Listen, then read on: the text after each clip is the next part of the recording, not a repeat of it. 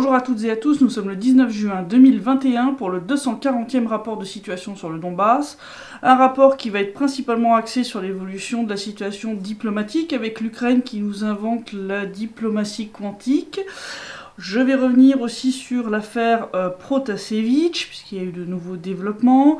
Je vais parler de l'évolution de la situation en Ukraine, entre autres la situation du harcèlement sexuel des femmes au sein de l'armée, mais pas seulement. Je vais aussi parler du dossier Nord Stream 2, puisque le gazoduc continue d'être installé au fond de la mer et l'Ukraine voit ça d'un très mauvais œil. Et je vais avoir plusieurs pendant ce temps-là à Kiev pour rattraper les différentes semaines où on n'a rien eu. Il faut dire qu'ils se sont déchaînés cette semaine-ci en Ukraine. Sur le plan militaire, du 12 au 18 juin 2021, l'armée ukrainienne a violé le cessez-le-feu en RPD à 16 reprises, donc on est à plus que la semaine dernière, durant lesquelles elle a tiré 186 munitions, donc là aussi le chiffre est en hausse, dont 34 obus de mortier, 220 et 82 mm, donc là on est en baisse.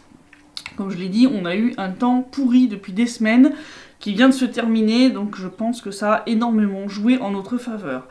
Il faut y rajouter la violation du cessez-le-feu et les 40 munitions tirées par l'armée ukrainienne durant les dernières 24 heures. Les tirs de cette semaine ont blessé 2 soldats de la RPD, et côté ukrainien, leurs pertes hors combat sont de 6 blessés cette semaine. Et puis, puisqu'on parle de violation des accords de Minsk, on va parler déploiement d'armes lourdes, puisque l'armée ukrainienne continue d'en déployer près de la ligne de front en violation des accords conclus. Les services de renseignement de l'RPD ont détecté cette semaine le déploiement de 22 pièces d'armement lourd, donc c'est un petit peu plus que la semaine dernière. On a dans le détail 2 canons tractés Jetson B de 152 mm, on a un système de défense antiaérien Tunguska, 7 véhicules de combat d'infanterie type BMP, 3 automitrailleuses type BRDM, 8 véhicules blindés et un système de brouillage électronique Bukovel AD, système de brouillage qui d'ailleurs est très certainement à l'origine d'un certain nombre des brouillages de signaux des drones de l'OSCE dont est responsable l'Ukraine cette semaine. Je vous montre la petite carte, donc des brouillages qui ont pour but bien sûr de cacher l'étendue des violations des accords de Minsk aux yeux des observateurs internationaux, de cacher entre autres les armes déployées près de la ligne de front. Alors concernant la partie diplomatique, l'Ukraine nous fait, comme je l'ai dit, de la diplomatie quantique, en inventant le concept des accords de Minsk façon chat Schrödinger. Alors pour ceux qui savent pas ce que c'est, je vais expliquer de manière un petit peu simplifiée le truc. Il s'agissait d'une expérience imaginaire d'Erwin Schrödinger qui visait à mettre en évidence le problème de la mesure en physique quantique. Parce que la mécanique quantique repose sur des probabilités, c'est-à-dire qu'on calcule quelles sont les probabilités qu'à un instant T, un atome soit intact ou désintégré par exemple, et c'est la mesure qui perturbe le système et fait basculer un état quantique superposé, c'est-à-dire un atome qui est à la fois intact et désintégré, oui je sais c'est très bizarre, c'est la mesure qui fait basculer vers un état ou vers l'autre. C'est la mesure qui provoque l'état constaté par l'expérimentateur. Et pour illustrer ça, Schrödinger a imaginé, il l'a pas fait en vrai, donc tous les protecteurs des animaux, on se calme, donc il a imaginé une expérience avec un chat enfermé dans une boîte, avec un dispositif qui tuera le chat dès qu'un atome se désintégrera. Si les probabilités indiquent qu'il y a une chance sur 2 qu'il y ait une désintégration qui ait lieu au bout d'une minute, la mécanique quantique indique que tant que l'observation n'est pas faite, l'atome est simultanément dans les deux états. Il est à la fois intact et désintégré. Or, le mécanisme imaginé par Schrödinger lie l'état du chat, mort ou vivant, à l'état des particules radioactives, ce qui fait que le chat serait simultanément mort et vivant. Oui, c'est très très bizarre. Ah sire, il y a un truc que je voulais vous demander. Les morts vivants, c'est ou l'un ou l'autre ? Non, les morts-vivants, c'est les deux à la fois.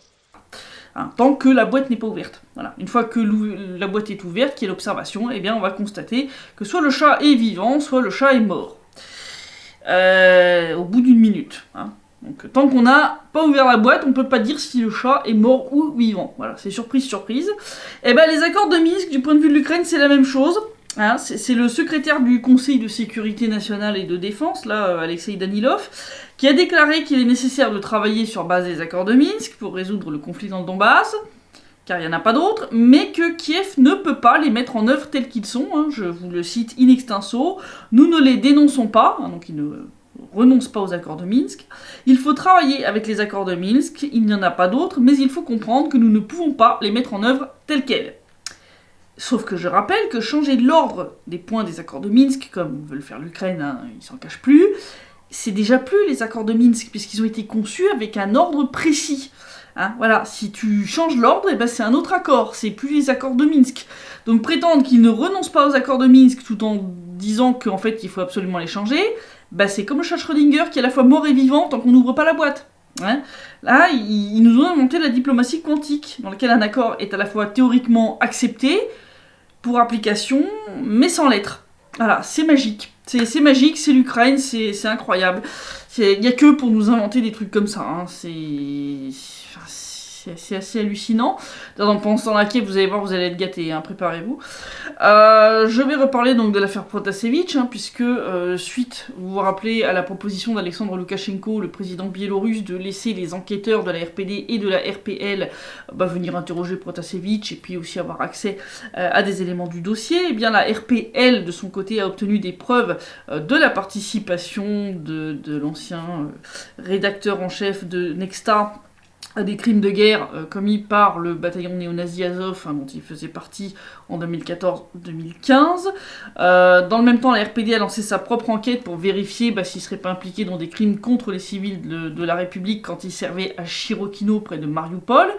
Je vais expliquer pourquoi. En tout cas, les éléments côté RPL sont assez convaincants pour avoir poussé le procureur général de la RPL à dire qu'ils vont non seulement poursuivre Protasevich au niveau national, mais qu'ils comptent bien transmettre les éléments à la CPI, donc la Cour pénale internationale, et la CEDH, la Cour européenne des droits de l'homme. Bon, même si je pense que très sincèrement, ces cours vont mettre ça sous la pile discrètement, hein, c'est un classement vertical, comme tous les autres milliers de dossiers concernant les crimes de guerre de l'armée ukrainienne dans le Donbass, hein, je signale quand même. Protasevich continue de nier qu'il est combattu, il continue de dire qu'il était que photographe. Là, il a fait d'ailleurs une nouvelle conférence de presse pour information, où il a dit clairement d'ailleurs que personne ne l'avait touché, n'avait même levé le petit doigt sur lui. Hein. Il a dit les seules marques qu'il a, c'est celles de quand il a été même pas menotté, parce qu'il expliquait qu'en fait les policiers à l'aéroport étaient tellement pas prêts à l'arrêter, parce qu'ils n'étaient pas du tout au courant qu'il était là, qu'ils l'ont attaché avec ce qu'ils avaient sous la main. Quoi. Donc effectivement, ça lui a laissé un peu des marques au poignet, mais c'est tout, quoi. Il a dit qu'il faut arrêter les bêtises. Mais bon, lors de cette nouvelle conférence de presse, hein, il a continué à dire « Non, j'étais qu'un photographe. » Bon, vous avez déjà vu les photos que je vous ai montrées. Hein, vous savez que cette histoire ne tient pas la route. Un photographe ne défile pas en armes lors d'une parade militaire. Jamais. Voilà, c'est tout. Et depuis lors, de nouvelles photos et vidéos sont sorties concernant justement sa fameuse blessure à Chirokino. Donc Chirokino qui est un petit village sur le bord de la mer d'Azov, hein, donc tout au sud de la ligne de front, qui est près de Mariupol. Hein, donc Chirokino est côté ukrainien, et en face, c'est entre autres le village de Saranka, que ceux qui me suivent depuis plusieurs années connaissent, hein, puisque je m'y suis trouvé assez régulièrement, et j'ai pu y documenter les bombardements de l'armée ukrainienne contre les civils, entre autres. Voilà, donc on a entre autres retrouvé des appels aux dons qui datent de l'époque, hein, donc qui viennent de son fameux détachement Pagonia, là, donc les détachements de volontaires biélorusses en Ukraine. On a des appels aux dons qui avaient été publiés suite à sa blessure, je cite, d'un combattant du détachement Pagonia surnommé Kim. Alors, ceux qui ont une bonne mémoire doivent se dire « Mais Kim, ça me dit quelque chose ?» Oui, c'était le petit surnom de Protasevich. Vous vous souvenez dans les interviews qu'il a données de manière pseudo-anonyme, hein, mais qu'on a pu quand même identifier comme étant Protasevich, puisque, pour illustrer, il avait mis une photo avec un carré blanc sur sa tête, sauf qu'on a retrouvé la même photo sans le carré blanc dans son téléphone. Et donc on sait que c'était lui. Et bien là on a eu confirmation, puisque on a retrouvé aussi, donc en plus de cet appel au don, la vidéo d'époque de Hromadske, donc qui est un média 100% pour Maïdan, hein, qui est issu du coup d'état, qui est financé d'ailleurs par l'étranger, et qui montre Protasevich en train de se faire soigner après sa blessure, hein, et qui montre qu'il a été blessé strictement au même endroit que le fameux Kim, dont on voit pas la tête dans les appels au don. Et on voit surtout que les deux portaient le même haut de survêtement. Ouais, ce qui confirme définitivement que le combattant surnommé Kim et Protasevich ne sont qu'une seule et même personne. Or, s'il a combattu à Chirokino, alors qu'il servait au sein du bataillon néo-nazi Azov, Bon, ça veut dire qu'il a très certainement participé à un certain nombre de crimes de guerre, hein, parce que bon, cette unité en est quand même coutumière, contre les civils de l'RPD.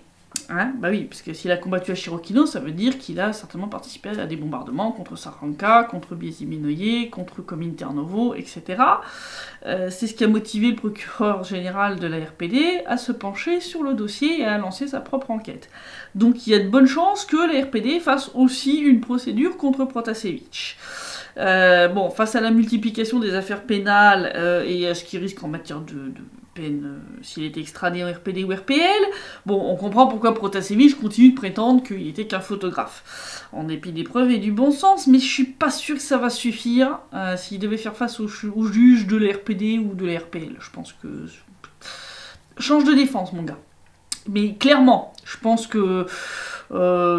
fais comme pour le dossier que t'as côté biélorusse, mets-toi à table, ouvre bien ta gueule et fais ton mea culpa, parce que je pense que c'est la meilleure solution. Hein, parce que sincèrement, continuer de dire que t'étais qu'un photographe, j'ai retrouvé aucune photographie de ce mec concernant le Donbass, aucun article, rien du tout. Donc c'est quand même très bizarre.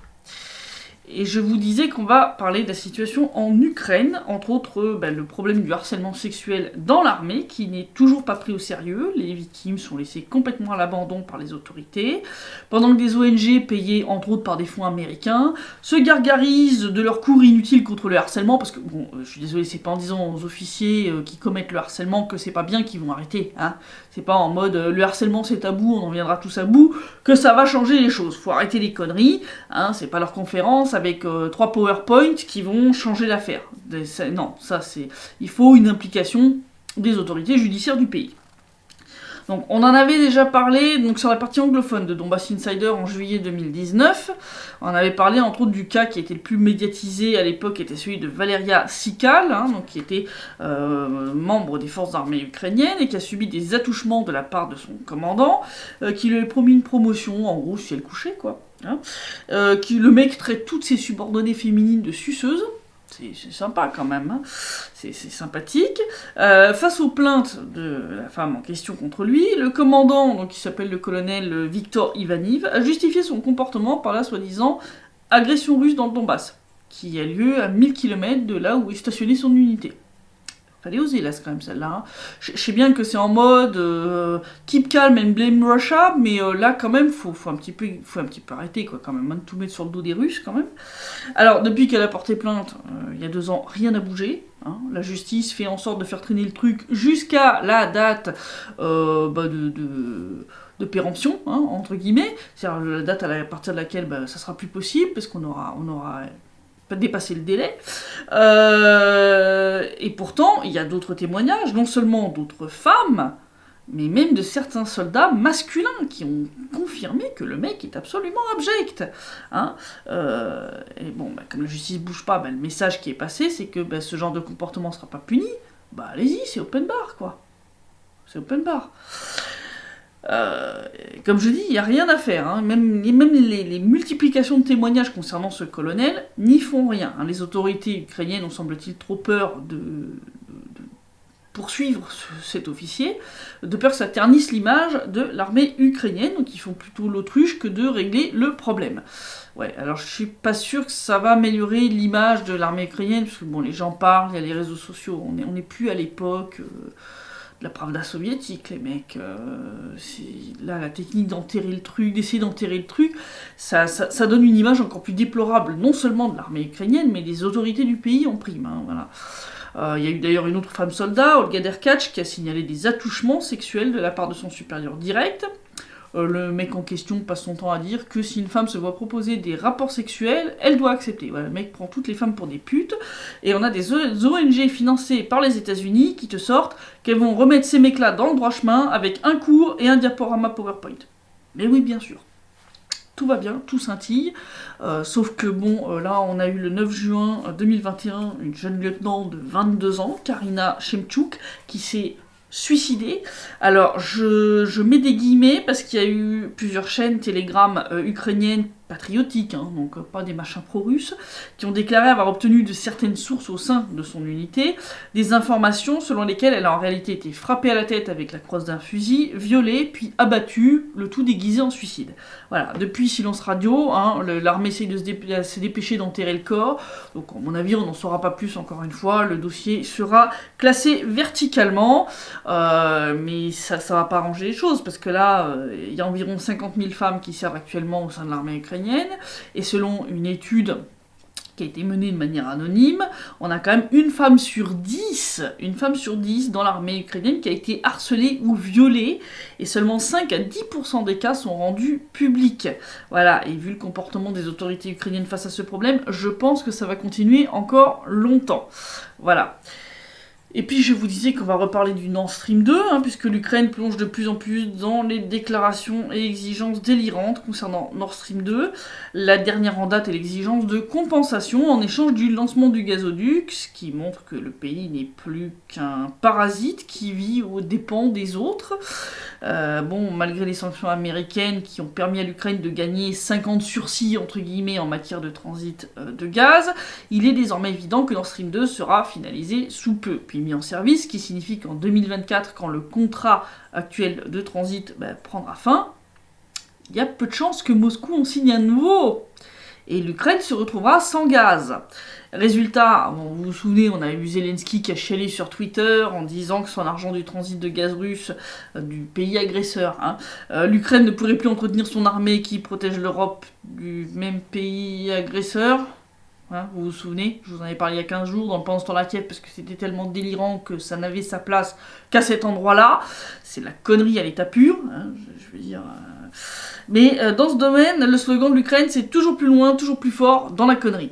Voilà. Donc on a eu là le ministre des Affaires étrangères ukrainien, le Dmitry Kuleba, qui a dit qu'en gros l'Ukraine n'autoriserait le lancement de Nord Stream 2, que si la Russie rendait le Donbass et la Crimée et qu'elle assurait à l'Ukraine un approvisionnement sûr en gaz. Bon, le tweet où il a balancé cette connerie était tellement pitoyable que même les Ukrainiens se sont foutus de sa gueule, pour plusieurs raisons. Il y en a un bon paquet qui nous ont rappelé que premièrement le dossier de la Crimée il est clos, enterré, c'est même pas la peine de revenir dessus, je veux dire les officiels russes l'ont dit, redit, à moins d'être sourds comme un pot et dotés d'un QI à un chiffre, y a personne qui va croire que la Russie va rendre la péninsule à l'Ukraine, même contre le lancement de Nord Stream 2. Deuxième point, c'est que je vois pas comment l'Ukraine pourrait potentiellement empêcher le lancement de Nord Stream 2, vu que même les États-Unis ont renoncé à prendre plus de sanctions en voyant que de toute façon ça ne servirait à rien. Donc, je veux dire, même si les États-Unis ont baissé les bras dans cette affaire, c'est que c'est plié, et que croire que l'Allemagne va mettre en danger sa sécurité énergétique et la compétitivité de ses entreprises pour les beaux yeux de Kiev, les mecs, faut vraiment qu'ils se livrent de la bonne. Voilà. Troisièmement, concernant le Donbass, sa récupération ne peut se faire que par l'application pleine et entière des accords de Minsk, que l'Ukraine ne veut pas appliquer, comme on l'a vu précédemment, ou alors en mode quantique, appliquer sans l'appliquer, voilà. Et puis, quatrièmement, la Russie n'a aucune obligation à fournir du gaz à l'Ukraine une fois le contrat actuel terminé. Je veux dire, comme l'a dit Vladimir Poutine dans son interview récente, la Russie n'a pas vocation à nourrir l'Ukraine. Il faut arrêter. Je veux dire, la Russie défend ses intérêts nationaux, elle a pas à passer son temps à filer du fric, du gaz, etc. aux pays voisins. À un moment, il faut arrêter les bêtises. Toute personne qui a fait un peu de business, vous le savez, quand vous savez que vous avez un contrat qui va se terminer, vous faites en sorte de bien vous entendre avec le client, de négocier l'extension du contrat, et puis de faire en sorte d'être compétitif par rapport à la concurrence. Si tu craches à la gueule du client, que tu lui fais du chantage et que tu fais tout pour l'empêcher d'aller voir ailleurs, il va se casser définitivement un jour ou l'autre. Et ce jour-là, il faudra pas pleurer, t'es responsable. Voilà. Donc suite à ces demandes délirantes qui ont fait rire plus qu'autre chose, alors on a eu une autre proposition de compensation possible, alors qui est venue cette fois d'un politologue que je traduis régulièrement, parce que d'habitude il est plutôt bon, c'est Ruslan Bortnik, qui est un politologue ukrainien, qui a suggéré ni plus ni moins que de donner une partie des actions de Nord Stream 2, entre 5 à 10% quand même, à l'Ukraine pour compenser les pertes du pays. Bon, alors je comprends l'idée, ça partait d'un bon sentiment. Le but de Bortnik, c'était de pousser les autorités ukrainiennes à arrêter de tenter de saboter Nord Stream 2. Mais le problème, c'est que l'effet sur les officiels russes, comment dire, ça a été plus que négatif. On l'a vu avec la réaction entre autres du sénateur russe Alexei Pouchkov, qui a déclaré sur Twitter que le comportement de l'Ukraine est un comportement parasitaire. Puisqu'il a dit, écoutez, l'Ukraine n'a pas participé au projet, ne l'a pas financé, a même tout fait pour empêcher le gazoduc d'être construit, et maintenant ils veulent se faire du pognon dessus. Et il a dit, là, faut arrêter là quand même. Bon, alors si ça vous semble délirant, accrochez-vous bien parce que Zelensky est allé encore plus loin. Mais alors ça, c'est allé pendant ce temps-là à Kiev, parce que ça va trop loin pour rester dans la partie sérieuse. Mais comme je vous l'ai dit, c'est leur slogan en Ukraine. Rayon connerie, toujours plus loin, toujours plus fort. Voilà, c'est quand vous croyez qu'ils ont touché le fond, ils sont encore en train de creuser. Je vous dis, ils vont finir de l'autre côté de la planète. Voilà. Et bien, comme je le disais, donc Zelensky est allé encore plus loin, rayon connerie concernant Nord Stream 2, puisqu'il a posé un ultimatum. Oui, Zelensky a posé un ultimatum à l'Europe et la Russie concernant Nord Stream 2. C'est pas une blague. Là, je vous avais dit de vous préparer. Là, c'est préparer les pampers, la laise, parce que là, vous allez vous pisser de rire dessus. Donc, c'est dans une interview qu'il a accordée à des médias occidentaux, dont l'AFP, quand même, que Zelensky a déclaré que Nord Stream 2 était une arme de la Russie contre l'Ukraine, et qu'en échange du gazoduc, l'Ukraine devait se voir restituer la Crimée et le Donbass, puisque une fois que Nord Stream 2 serait lancé, plus personne n'en aurait rien à faire de l'Ukraine, et tout le monde obligera Kiev à résoudre le conflit du Donbass en discutant avec les RPD et les RPL. Oui, c'est déjà ce qui est prévu dans les accords de Minsk, mon gars. C'est une espèce de débile. C'est déjà ce qui est prévu dans les accords que vous avez signés. Voilà. Il exige aussi les garanties de sécurité énergétique, c'est-à-dire l'approvisionnement en gaz par la Russie. Bon, alors déjà là, c'était pas mal de rayon conneries. Mais accrochez-vous bien, parce que juste après, c'est là que ça part en délire total. Parce que quand un des journalistes lui dit « mais comment l'Ukraine peut forcer l'Occident à négocier et à obtenir tout ce que Kiev exige ?» Eh ben Zelensky lui dit alors que la guerre du Donbass est une guerre qui a lieu en Europe, mais que seuls les Ukrainiens meurent, et que c'est pas juste qu'ils soient les seuls à crever. C'est intéressant comme concept. Oui, mais c'est vous qui êtes responsable de la guerre, c'est vous qui l'avez déclenchée. Je veux dire, contrairement à ce que vous racontez, il n'y a pas d'agression russe à part dans votre tête. Il dit aussi que les Ukrainiens meurent, soi-disant, pour les principes défendus par l'OTAN et l'Union Européenne. Alors, personnellement, je ne me souvenais pas que le néonazisme et le fascisme faisaient partie des valeurs officiellement prônées par l'Occident, mais bon, d'accord, ok, admettons. Et là, accrochez-vous bien, préparez-vous.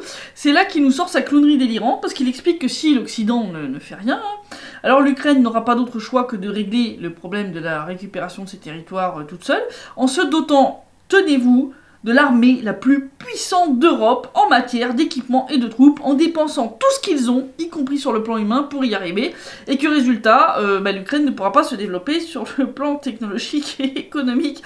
Désolée, j'ai vraiment du mal à rester sérieuse, je suis morte de rire. Et avec quoi tu vas la payer, ton armée la plus puissante d'Europe ?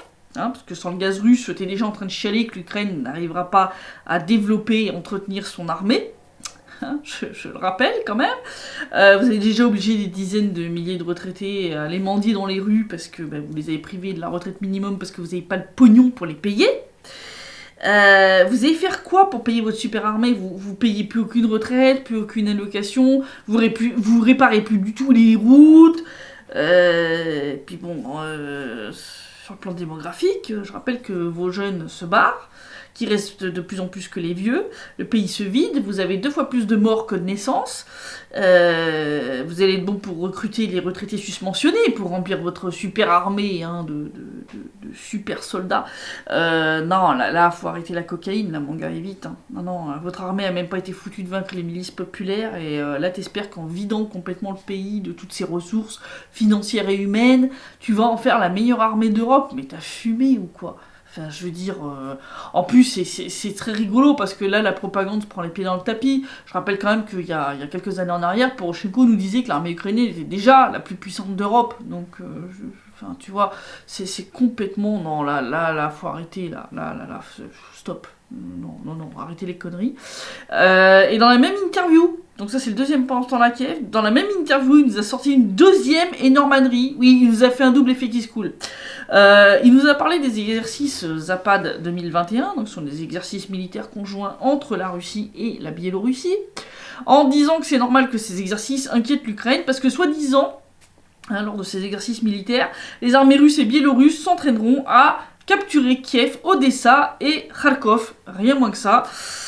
Sauf que quand on regarde le programme prévu pour ces exercices, il n'y a rien de tout ça. Hein. Il y aura des manœuvres pour tester les actions conjointes des unités d'assaut, évaluation des nouvelles armes et de celles qui ont été modernisées, vérifier le système de défense anti-drone, anti-missiles de croisière, et puis tester en gros comment travaillent les officiers russes, point. Hein, voilà. D'ailleurs, comme l'a rappelé Shoigu, qui est quand même, je rappelle, le ministre russe de la Défense, les manœuvres prévues lors de Zapad 21 sont de nature purement défensive. Donc d'où sort ce délire de Zelensky, je sais pas, mais je lui recommande de changer de dealer.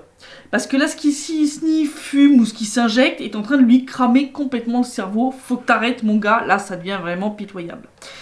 Et alors, il n'est pas le seul, puisqu'on a le porte-parole du ministère ukrainien des Affaires étrangères, qui ont l'air d'avoir le même fournisseur de trucs pas très légaux, puisque, donc, suite à l'annonce de la RPL, qu'elle a obtenu de la Biélorussie des éléments de preuve sur l'implication de Protasevich dans des crimes de guerre dans le Donbass, l'ambassadeur ukrainien a demandé des explications, et le porte-parole du ministère des Affaires étrangères, Oleg Nikolenko, a déclaré que l'atterrissage forcé du vol Ryanair, tenez-vous bien, était un plan de la Russie pour obtenir la reconnaissance de la RPD et de la RPL. Vous pouvez mourir de rire maintenant. Non, les mecs arrêtez de sniffer la colle, là, ça vous réussit pas. Il est prouvé que l'atterrissage d'urgence du vol Ryanair n'a rien à voir avec la Russie et tout à voir avec ceux qui soutiennent le coup d'État en Biélorussie. Donc là, vos histoires d'essayer d'impliquer la Russie dans le machin à coup de oui, c'est un plan des Russes pour obtenir la reconnaissance de la RPD et de la RPL. Non, arrêtez. Si c'était le cas, la Russie aurait déjà commencé par reconnaître elle-même les deux républiques. Oui, il faut un peu de logique de temps en temps, c'est pas mal, de temps en temps ça aide. Voilà. Donc voilà un peu la situation. Je vous encourage à aller voir la traduction de la conférence de presse de Vladimir Poutine après sa rencontre avec Joe Biden à Genève, que j'ai traduite, qui est sur le site Donbass Insider, je vous mettrai le lien dans le sommaire. C'est assez intéressant. Ce qui est très intéressant en plus, c'est que Vladimir Poutine, lui, a répondu aux médias occidentaux pendant que Biden a interdit aux médias russes de venir à sa conférence de presse. Oui, parce qu'ils ont pas fait conférence de presse commune, ce qui est déjà en soi révélateur. Bon, la réunion s'est bien passée. Rien d'extraordinaire, mais bon, il semble que la Russie et les États-Unis sont d'accord pour en tout cas discuter des points les plus importants, qui sont entre autres les négociations sur les armes nucléaires, qui était un des points, on va dire, les plus dangereux, et qu'ils sont d'accord sur le fait que concernant le conflit du Donbass, il n'y a que les accords de Minsk qui peuvent permettre d'en sortir. Donc voilà, il n'y a rien eu d'extraordinaire, c'est ce que j'avais dit, hein, fallait pas s'attendre à un truc absolument... voilà. Xavier Moreau, dans sa vidéo qu'il a publiée là aujourd'hui, est allé un petit peu plus en détail dans l'analyse de cette réunion au sommet entre les deux présidents. Je vous encourage à aller la voir. Mais donc voilà un peu la situation. Bon bah là maintenant que le beau temps revient, je crains un petit peu que on ait une recrudescence des bombardements, puisqu'il n'y a plus la pluie pour maintenir l'artillerie lourde ukrainienne dans les entrepôts. Donc situation à suivre, quand même d'assez près. Je continue de suivre, un peu à distance, mais je continue de suivre le procès du MH17, qui tombe de plus en plus dans des trucs, enfin c'est assez hallucinant, surtout en matière d'acceptabilité des preuves. Là, on tombe dans le grand guignol. Le mois prochain aura lieu malheureusement l'anniversaire de cette catastrophe. Il y aura de nouveau des commémorations ici en RPD. J'y assisterai comme d'habitude et je continue d'enquêter sur ce dossier, même si c'est un petit peu moins activant, parce que j'ai beaucoup de choses à faire pour l'instant. Je vous rappelle que Donbass Insider est un média totalement indépendant, on ne reçoit d'argent ni de la Russie, ni de la RPD ou de tout autre gouvernement ou oligarque. Donc si vous voulez que nous puissions continuer notre travail, je vous encourage à nous donner via Patreon ou via d'autres moyens. Vous pouvez me contacter par email pour obtenir l'ensemble des moyens via lesquels vous pouvez nous soutenir financièrement. C'est super important pour qu'on puisse non seulement continuer notre travail, mais qu'on puisse aussi envisager d'agrandir l'équipe parce qu'il y en a vraiment besoin. Donc voilà, je vous mettrai le lien vers la page nous soutenir où il y a le lien vers la page Patreon et mon email si vous voulez passer par un autre système que le système Patreon qui vous permet de me soutenir à partir de 2 € ou 2 $ par mois. Donc vous voyez, c'est pas grand chose, hein, c'est même pas le prix d'un paquet de cigarettes. Donc voilà, si vous êtes beaucoup à le faire, eh bien les petites rivières font les grands fleuves. Et cela nous permettrait de pérenniser notre travail, mais aussi de pouvoir envisager d'agrandir l'équipe, et entre autres de pouvoir prendre des personnes supplémentaires pour assurer les 2 langues principales du site, et puis peut-être gérer la partie vidéo pour pouvoir vous offrir plus de vidéos et plus de reportages parce que le sous-titrage prend un temps énorme, et donc je ne peux pas toujours faire beaucoup plus de vidéos, parce que ça prend un temps phénoménal à faire. Donc voilà. Je vous dis à la semaine prochaine pour le prochain rapport de situation et d'ici là, portez-vous bien.